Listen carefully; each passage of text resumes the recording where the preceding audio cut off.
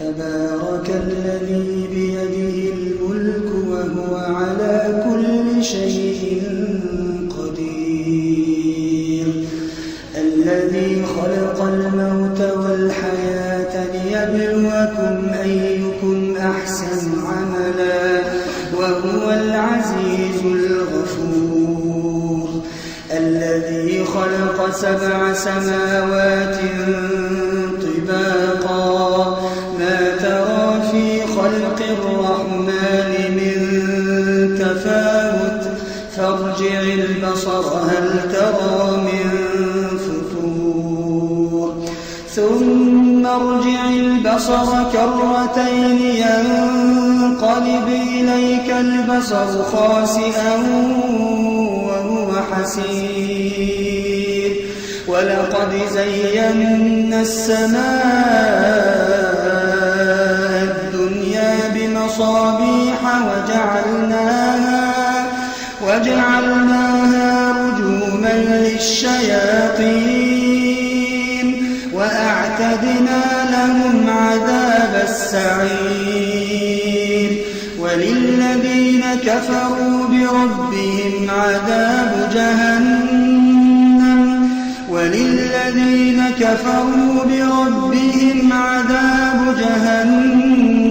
وبئس المصير إذا ألقوا فيها سمعوا لها شهيقا وهي تفور تكاد تميز من الغيظ كلما ألقي فيها فوج سألهم خزنتها ألم يأتكم نذير قالوا بلى قد جاءنا نذير فكذبنا وقلنا ما نزل الله من شيء إن أنتم إلا في ضلال كبير وقالوا لو كنا نسمع أو نعقل ما كنا في أصحاب السعير فاعترفوا بذنبهم فسحقا لأصحاب السعير إن الذين يخشون ربهم بالغيب لهم مغفرة وأجر كبير وأسروا قولكم أو اجهروا به إنه عليم بذات الصدور ألا يعلم من خلق وهو اللطيف الخبير هو الذي جعل لكم الأرض ذلولا فامشوا في مناكبها وكلوا من رزقه وإليه النشور أأمنتم من في السماء أن يخسف بكم الأرض فإذا هي تمور أم أمنتم من في السماء أن يرسل عليكم حاصبا فستعلمون كيف نذير ولقد كذب الذين من قبلهم فكيف كان نكير أولم يروا إلى الطير فوقهم صافات ويقبض ما يمسكهن إلا الرحمن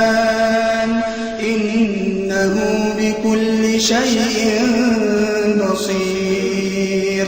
أمن هذا الذي هو جند لكم ينصركم من دون الرحمن إن الكافرون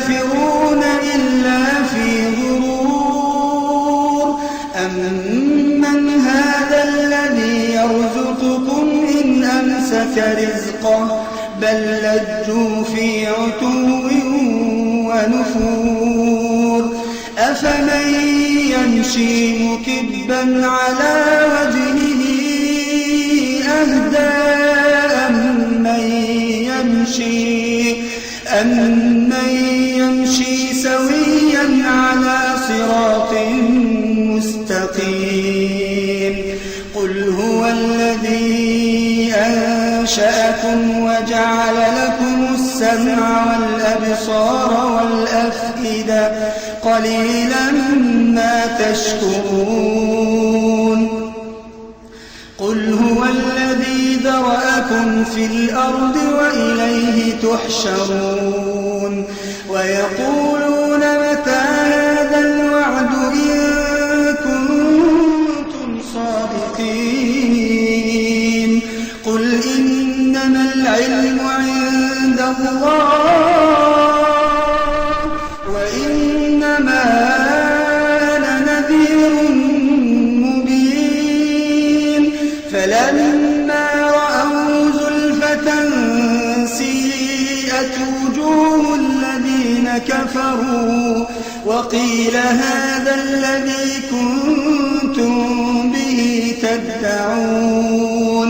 قل أرأيتم إن أهلكني الله ومن معي أو رحمنا فمن يجير الكافرين من عذاب أليم قل هو الرحمن آمنا به وعليه توكلنا فستعلمون من هو في ضلال مبين قل أرأيتم إن أصبح ماؤكم غورا فمن يأتي